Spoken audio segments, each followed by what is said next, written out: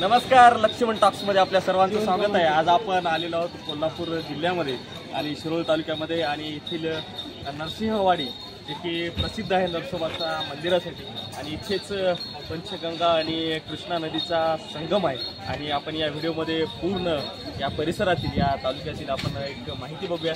चला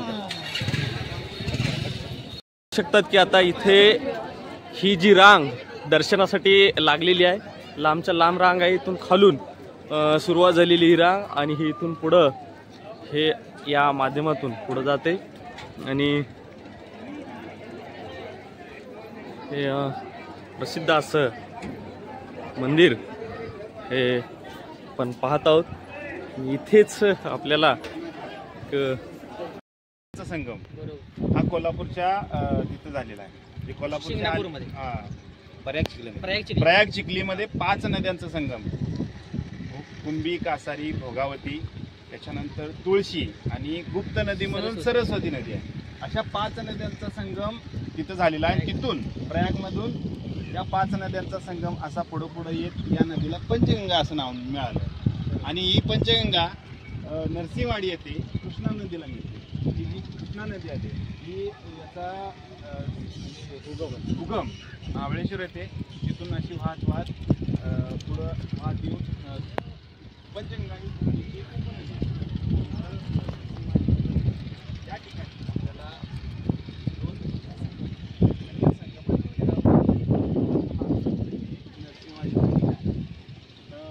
खूप पवित्र असं, म्हणजे अगदी परदेशात राहता लोक इथं दर्शनासाठी येतात। आपण जर बघितलं या संगमाच्या पलीकडं इथे समाधी दिसते आपल्याला, संताजी घोरपड्यांची समाधी, म्हणजे शिवाजी महाराजांचे जे सरसेनापती होते ते सरसेनापतीची समाधी, संताजी घोरपड्यांची समाधी, ती समाधी आपल्याला इथून दिसते।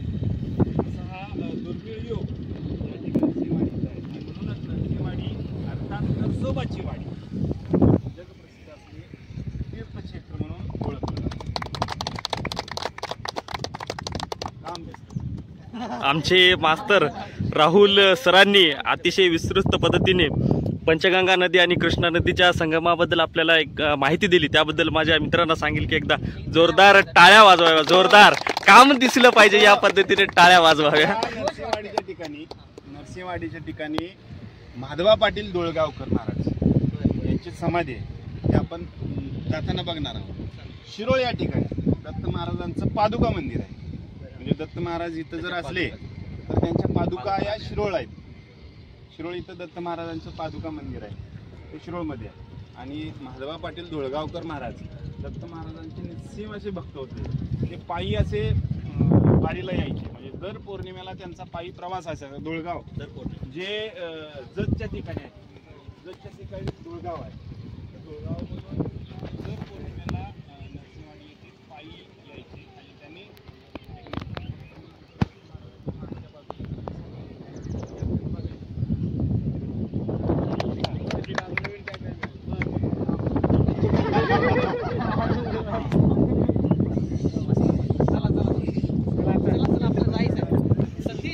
आणि सर पूर परिस्थिती झाल्यानंतर काय राहील इथं अंदाज तुमचा किंवा तुम्ही अनुभवलात का इथला जो पूल दिसतोय? हा, कोणत्या नदीचा आहे हा?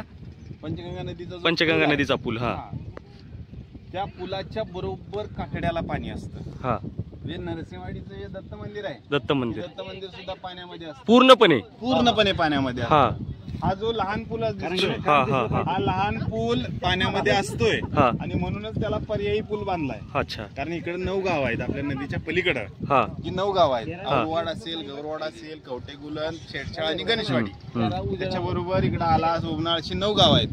याचा म्हणजे संपर्क माहिती आमच्या लक्ष्मण टॉक्सला दिलेली आहेत आणि लक्ष्मण टॉक्सच्या माध्यमातून माझ्या या जे काही माझे बघणारे चाहते आहेत किंवा सबस्क्रायबर आहेत त्यांना एक माहिती मिळेल आणि नक्कीच त्यांनी या ठिकाणी भेट द्यावी असे तुम्हाला वाटते का? धन्यवाद। हा जो तालुका आहे हा संपूर्ण ऊस पट्ट्यातील तालुका आहे। हा, या नदीचा या शेतकऱ्यांना बऱ्याच मोठ्या प्रमाणात फायदा होत असेल. पाणी असतं म्हणजे कधी नदी कोरडी कधीच पडलेली नाही नदी. आणि इथे कोणत्या प्रकारात पिके घेतली जात असतील? संपूर्ण नगदी पीक घेतलं जातं. ऊसाचं पीक हा या तालुक्यामध्ये घेतलं जातं. हा. आणि समृद्ध असा तालुका आणि कोल्हापूर आता हा कोल्हापूर जिल्ह्यातील सर्वात समृद्ध तालुका म्हणून शिरोळ तालुक्याला ओळखलं जातं. हा या तालुक्यामध्ये 5 नद्या आहेत.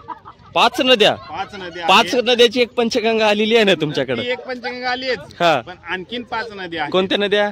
ती वारणा असेल, हा. कृष्णा असेल, पंचगंगा असेल, दूधगंगा आणि वेदगंगा, हा अशा 5 नद्या आहेत अच्छा. या तालुक्यात. बघा आता तुम्ही बोललात की 5 सहकारी साखर कारखाने हा आहेत. हा तेच ऊस आहे म्हणल्यानंतर कारखाना असेलच नाही ते. किती कारखाने? 5 कारखाने आहेत. 5 कारखाने एका तालुक्यात? एका तालुक्यात. शिरोळ तालुक्यात? जर 20 किलोमीटरच्या अंतरावर हा हा हा हा 5 तालुके आहेत. हा त्याच्यातील शरद सहकारी कारखाना नरंदे येत आहे. हा. त्याच्यानंतर आपल्याला गुरुदत्त शुगर्स टाकळीवाडी आहे. हा. शिरोळा दत्त शुगर्स आहे. हम्म. त्याच्यानंतर पंचगंगा सहकारी साखर कारखाना आहे. हा. अशा पद्धतीचे साखर कारखाने हा या ठिकाणी भरपूर मोठ्या पद्धतीनं ऊसाचं नगदी पीक. ओके. हा खासदार राजू शेट्टींचा बालेकिल्ला म्हणून ओळखला जातोय. जे राजू शेट्टी अगदी शेतकऱ्यांच्या चळवळीतून शेतकऱ्यांच्या मुशीत आणि मुठीत तयार झालेला राजू शेट्टींचा मतदारसंघ, खासदार राजू शेट्टींचा मतदारसंघ, ज्यांचं आंदोलन ऊस दरासाठी असतं.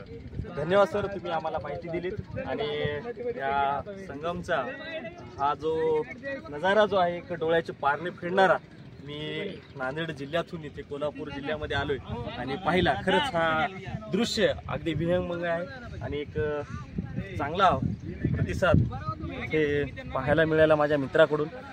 लक्ष्मण टॉक्समध्ये आपल्या सर्वांचं धन्यवाद.